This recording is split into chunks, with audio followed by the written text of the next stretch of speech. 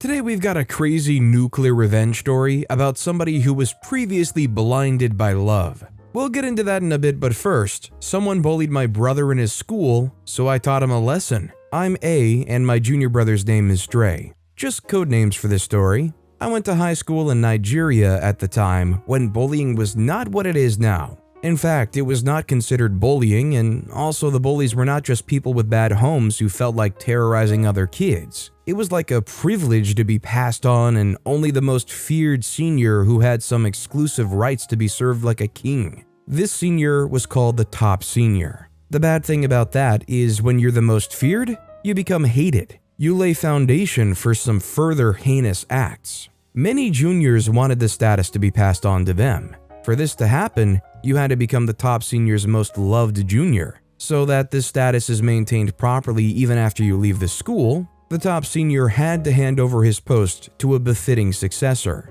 This person will now own the honors of getting whatever he wants. During his tenure, all students feared him until it was time for him to leave the school. Unfortunately and fortunately for me, I got this position in school. Before leaving, I turned the school into my kingdom and all the students were my subjects. It got to the extent that teachers were even afraid of me.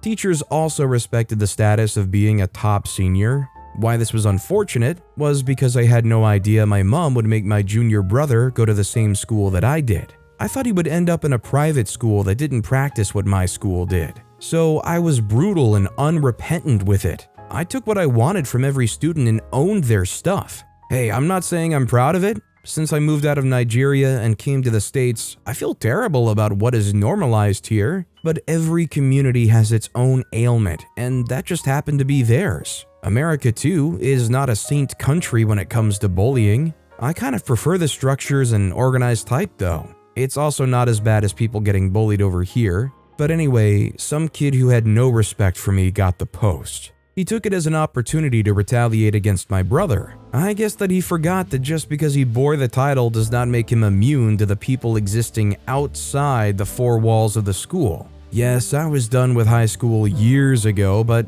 I was now the legal guardian of my brother. I could not let anything harm him.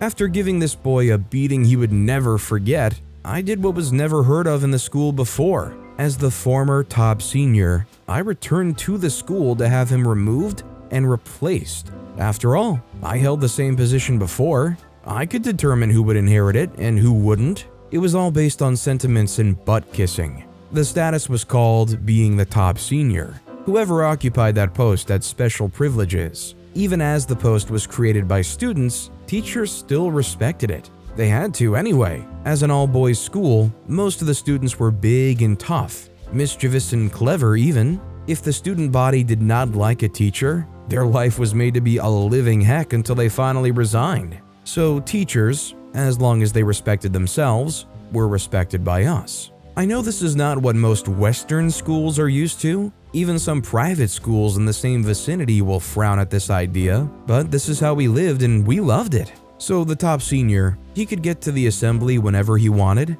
He had a special seat during classes and during exams. Sometimes he takes his exams separately from other students in his class. In the dining hall, he could ask for anything he wanted, from the staff and from other students. For instance, he could bully his juniors for their meat or eggs or whatever was served. A special space was reserved for him among the prefects' dining tables, even though the top senior could not become a prefect. It was the law.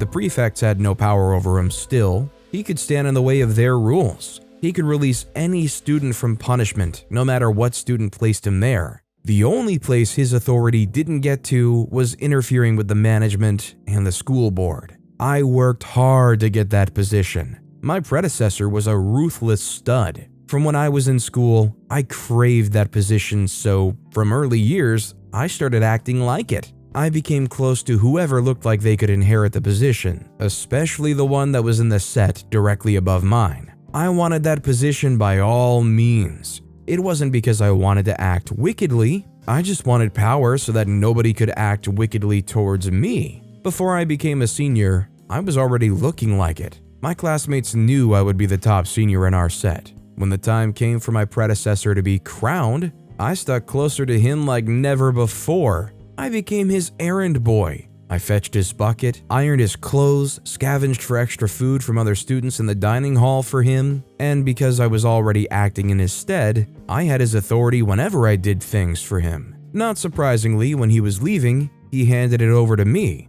At that point, I finally got what I wanted. I was then free. The reason this post was so admirable to me was that if you were loved by the top senior, or you were his best junior, or somehow just had some kind of link to him, you had some form of safety. You indirectly came under his protection. That is what I had always wanted. Protection. When I finally got it, I relaxed. Of course, I was charged not to abuse the position or bring shame to it. That means in simple terms that it was my duty to uphold the name and authority other occupiers had over the school. Once you get that position, you cannot decide not to exercise your power. If not, you would be slandering the names of those who handed it to you, and you could get impeached. It would be called dishonor, or not being worthy enough. I agree that this was like a cult-like structure. Therefore, I was pressured to retain the brutality of the seat. I had to demand my rights, and I did so carefully, not wanting to instigate any terror. After all, what I was after was the protection, not the power. My tenure was smooth but not uneventful. I honored my predecessor's absence by securing the glory of the position so that the other successors will have something worthwhile to inherit. If I didn't use my rights, the position would dwindle, it became undesirable because it would no longer hold any power. That was the basis of everything I did. I was not too wicked, not too nice. But I remember a particular boy I really did not like. His name was Fred. Fred wanted to be the top senior in his time, and he made it obvious. Too obvious, in fact. There was someone else in his set who I wanted it to go to. But Fred maneuvered his way through butt-kissing into the heart of his immediate senior who I was going to give the position down to. Fred was 2 classes below me, so technically I was not the one to hand it over to him. But watching this boy from afar, he was just dubious, using tricky tactics to get on the senior's good side. For other people, he would take their uniform, wash and iron it, while he did nothing for me. If he was truly honoring the position and not after his own benefit, he would have respected the office of the current top senior. That way, he would rightfully gain this way, but obviously because I wasn't going to be in the school when it was his turn to inherit, he absolutely ignored me and despised my authority. I didn't like him, and he knew this. He, however, did not think that I mattered enough for him to be bothered by what I thought of him. This made me mad. He was a butt kisser to other seniors who weren't even the top senior because I was. But to me, he ignored me. I got the message that he felt that he could inherit my post whether I liked him or not. There was a problem though. I didn't want him to get that position, but the boy I was definitely going to hand over to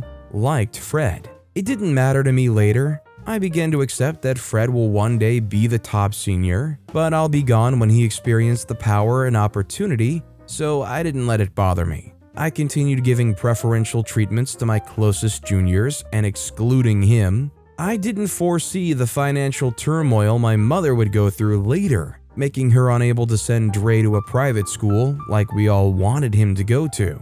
Sometimes I would need something, and if he was hanging around, he was the only one I would send. For real, if he saw me differently, it wouldn't have been an issue that I always chose him to run the long errands for him. Every top senior always sent the person they trusted the most on errands. It was different for me. I was sending Fred because I didn't want him around too much. Of course, this got to him. He felt left out. I also would never share the things I got with him. He never participated in preferential treatment, and I didn't use my power to make him immune. I did all these innocently because I didn't want a dubious inheritor of the position. Unluckily for me, after I left the school, my mother said Dre was going to that same school. When I checked, Fred was the top senior at that point. I told Dre to maintain a low profile. Dre has always been softer than me. He doesn't like sport, like I do. He had no desire for power. He just wanted to be on his own, so I told him to do so.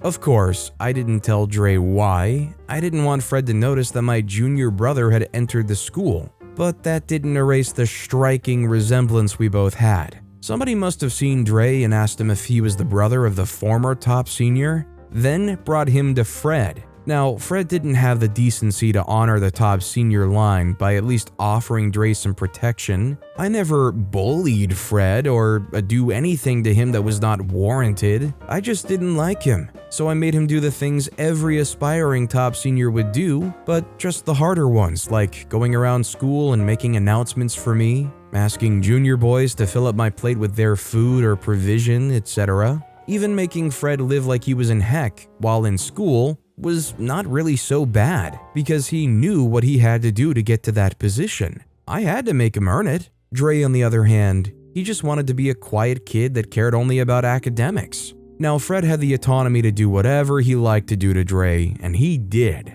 My junior brother will go days without eating well. Fred always asked him to empty his food portion into a plate whenever he was served, or bring his entire meal to him. Fred seized all his provisions, and the only food Dre would eat were those offered to him by his mates who pitied him or the meals that Fred didn't like. My brother got threatened not to report, but even if he did, he knew he couldn't get justice, so he stayed silent and managed what he could find. By making friends with other seniors, he was able to get some breakfast when Fred took his plate. My brother is a nice kid. He never wants to get in anyone's way. He just likes to maintain a low profile. So even on visiting days that my mom checked up on him, he didn't speak about what Fred was doing to him. Besides that, Fred will make Dre do some outrageous punishments, like filling a bucket with a spoon or cup. Dre started spending his entire time in the teacher's offices just to escape Fred. When my mother got back home, she told me how scrawny my brother was looking, and I just knew it was something I had to look into. During the holiday, I asked Dre to be very honest about Fred. He was surprised that I knew. Then I told him everything about my stay in the school. I also promised to get him out of it since I was kind of the one that got him there in the first place. I talked to some of the boys that were in my set who didn't like Fred either. We knew where to find him, and when we showed up in his place, he was very surprised. He knew what he had done, so he simply accepted his fate. He told his mom he had some private things to settle with us, and we took him to a private place where we gave him the beating of his life for what he did to my brother. After we took him home, I talked to my predecessor about Fred's attitude. Not surprisingly, he was furious because that was a slander on the position. He was to protect every sibling or family friend of a former top senior. Since he had dishonored the post, he was impeached as top boy, and the other boy whom I wanted to occupy the position in the first place was made the new top senior in his set. My brother was removed from that school and taken to a private school. We just knew that every other school may be like or worse than his former school. I still don't know how my mother managed to pay his school fees all the way through, but you know black women, when there is a will, there is always a way. I love that awesome ending there where they say their mom is such a powerful woman. I mean, I guess it's a better situation to pull them out of there, but I'm just surprised that OP went to such length to make sure their situation at that school would be good, and then still immediately got them out of there. That said, our next story is My Girlfriend Vicky. You see, the thing about love is that it truly does blind you. You're basically at the mercy of someone who could either be your biggest source of strength, or someone who will drain you and possibly traumatize you, and you're almost basically helpless. You'd love them with every fiber of your being, and they'd still make you hurt endlessly. They say that it's better to have loved and lost than to never have loved. However, when the person you love is Vicky, it's way better to have never have loved. I'll tell you why. Vicky and I met in New York when I moved there right after law school. I was a struggling young lawyer trying to find my way through life in the Big Apple. I was staying with my close friend Brandon at the time. Brandon was a game developer. We had gone to high school and had originally wanted to go to college together, but I had taken a gap year to figure out what I really wanted, and he'd gone on to finish college and start working at a relatively new game company trying to hit it big in the market. When Brandon had heard that I wanted to move to New York, he had immediately offered to give me a place to stay while I got on my feet. That time was a really interesting time in my life. I got a job at a small law office, working for a stocky, mean man who paid me crumbs and demanded I work insane hours. I barely had time for literally anything else in my life. I was always working, and I was always in a hurry. Brandon had complained that I was too busy to do literally anything else, including hanging out with him, But at the time, I was more worried about doing a good job. I knew I wasn't going to stay long at that job, but I wanted to do such a good job that even when I left, I couldn't be faulted for anything. Also, I was getting a ton of experience, which made me learn a lot about the legal profession and practice. I do have to add here that I currently feel that people should be paid well for whatever job they do, and bills can't be paid with experience, but at the time, I was really naive. One day though, I got to work late. That morning there'd been a fire at a building on the route that I usually take, so the bus had to take another route. The thing with the route that we took was that because of the increased amount of vehicles on that route, there was a bit of traffic which delayed me for a good 30 minutes. When I got to the office, my boss was already there, which was something that had never happened before. He made such a big deal about it, talking about how I wasn't fully committed to the success of the firm and how I was trying to run his office to the ground. I was obviously very upset about how my boss treated me, and so I was sour throughout the day. On my way home, I was lost in thought and anger, so I didn't notice when I bumped into a beautiful brunette. She was holding a laptop bag, and as I bumped into her, she dropped it. I heard a crack. From the look on her face, she heard it too. I stopped dead in my tracks and started to apologize instantly. I told her I was willing to cover the cost of fixing whatever damage had been done to her laptop. While I spoke, she silently opened the bag up to inspect the laptop. There was a little crack on the underside of the laptop. She flipped open the laptop and hit the power button. It booted up without any seeming problem.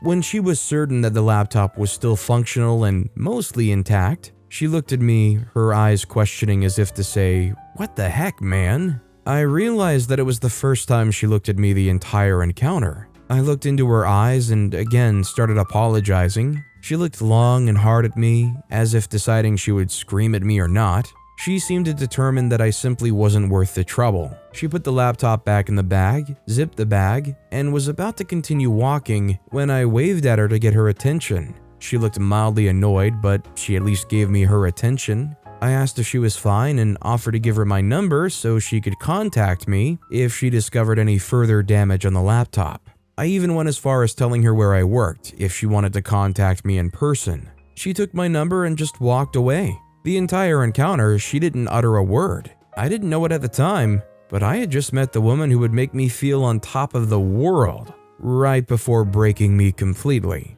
Almost a week after I bumped into Vicky, she called me. I was in the middle of work and I couldn't really talk. I expected that she'd be calling to tell me that she'd noticed a defect on her laptop that was a resultant effect of it dropping, but that wasn't it at all. She sounded happy, almost excited even, and she asked if I'd be free for lunch. My boss worked me to the bone, so I didn't have any breaks. I told her that and she asked if I'd be free for dinner. I was confused, and I asked if it had anything to do with the laptop. She giggled, probably one of the sweetest sounds I'll ever hear in my life, and said, "No, silly, I'm asking you out on a date." Honestly, I was even more confused now, but I could only manage to say a sheepish, "Sure, when?" And so it began. That evening, we went to a nice place for dinner. It was the first time I'd gone somewhere that fancy since I got to New York. Brandon had picked out my outfit himself, calling what I wanted to wear previously hot trash. I still expected Vicky to talk about some form of damage to her laptop, but she didn't. Ate, spoke about her family, her hobbies, and work, and she asked me about mine. How I won't deny I hadn't really dated anyone since high school, so I was really rusty. But as the night went on, I became more relaxed and I talked more. By the time the date was over, I wanted us to go on another one. By our second date, I was already fantasizing about getting married to her. She was very charismatic, and I was head over heels. There was almost nothing anyone could say to change my mind about Vicky. She wasn't just fun to be around too, she pushed me to do better and be better. She was the one who finally convinced me to quit my crap job and apply for a better job. She went apartment hunting with me and helped choose my new apartment, and even got me furniture as a gift. She flew home with me when my mom got sick and almost died. Whenever I felt down, I could always rely on Vicky. She was my support, and I absolutely loved and adored her. In fact, I was already thinking about popping the big question, and I'd already started looking at rings. I wanted to get her a unique, beautiful one that seemed to match her. I was completely sold. I was going to marry this woman. That, however, was when I finally started to see the red flags. The first red flag I tried for months to pretend like I didn't see was how secretive she was. She would always hide her phone and was always answering calls in a hushed voice. When I asked who was calling, she always said that it was work. At first, I believed blindly, but after a while, it started to get a little suspicious. I talked to Brandon about it, and he seemed to think that there was some substance to my fears, but I pushed it aside and told myself I was just being paranoid. Then she started going on more work trips than a normal employee would. She would be gone for days at a time. However, she called every day and always sent photos, so once again, I felt like I was just being a bit jealous and insecure. I decided to work on it, and soon enough, I became used to her constantly traveling for work. Then it happened. One day, she disappeared for a week. She wasn't at her place, she wasn't at any of her friends, and she had apparently taken a week-long leave from work. I know this because I actually showed up at her workplace. Her phone was unreachable and my messages didn't get read. Worried, I started to think that perhaps she'd been kidnapped. I reported a missing person at the local precinct, and every day I'd go to places I knew she hung out at, hoping to see her by chance. I was extremely scared, and most nights I cried myself to sleep. Through this whole deal, one person, though he was supportive, seemed a little suspicious too. Brandon. Brandon said that he couldn't shake the feeling that Vicky had gone off somewhere, and he could bet his bottom dollar that she was with another man. When he told me this, I got enraged. How dare he say such vile things about a person who was literally missing? Did he really think so lowly of her? I was here worried sick, and instead of being a good friend, he was doubting Vicky's loyalty to me. I gave him a piece of my mind. He told me to stop being blinded by my love for Vicky and actually look at the facts. Vicky had taken a week-long leave before disappearing. She had been having secret calls and going on a lot of work trips. If she wasn't cheating, he'd be shocked. I angrily told him to get out of my sight. As he stood at the door, he told me he could bet she'd magically show up at the end of the week and to call him when my head was clear. Then he left. Almost a week after she went missing, Vicky randomly appeared at my apartment. I was all sorts of things at once. Relieved, happy, upset, worried, skeptical. I asked her where she had been this entire time. She lied and said that she had suddenly gone on a work trip. She had left so abruptly, she had forgotten to take her phone. I nodded and said I was glad to see her back home. I knew then that Brandon was probably right, but I didn't want to believe it. For one, I was absolutely smitten by this woman, and I'd loved her completely for almost a year. The second reason, though, was because I was actually embarrassed to talk to Brandon about it. I'd been so mean and I'd dismissed his claims, even though a part of me always knew that it was probably true. When I showed up at Brandon's place, he opened the door and I walked in. He was quiet while I slowly walked to the couch, sunk in, and picked up his Xbox controller. After a while, though, he spoke. "So?" he asked. "Yeah, she's cheating," I responded. Saying it out loud like that made me realize just how real this was. My girlfriend really was cheating on me. The tears started to well up in my eyes. I didn't expect Brandon to show any form of sympathy after what I'd said to him before, but he grabbed my shoulder, looked at me, and asked a simple question. "So what are you going to do about it?" At first, I considered just breaking things up with her and moving on with my life. But as the evening wore on and I played more Call of Duty, anger started to set in, and I decided I would rather have vengeance. By the end of the evening, I was so certain that all I wanted was vengeance, it seemed utterly ridiculous that I considered just moving on before. Vengeance came in the form of a little hacker that Brandon knew. Apparently, he had used his services before to help take down a scammer who had installed spyware on his work laptop. The guy was really good. I barely gave him any info to work with, but he was somehow able to hack into her accounts and even gain remote access to her computer. We were able to not only find out who she was cheating with, but also copy important company files right before corrupting them on her computer. We gave sensitive info of the company's secrets to their biggest competition. We, right before completing our mission, also raised an alarm that the company's files had been compromised. I knew they would conduct an internal investigation to figure out what had leaked and from who it had leaked. I knew when they discovered it was from Vicky, they'd have her fired and possibly sued too. I decided that before the whole dumpster fire, it would be best for me to break up with her. So at the same restaurant we had our first date, we had our last. Halfway through the dinner, I told her I knew she was cheating and I couldn't be with her anymore. She didn't even deny it. She just nodded solemnly and tried to call me back as I left.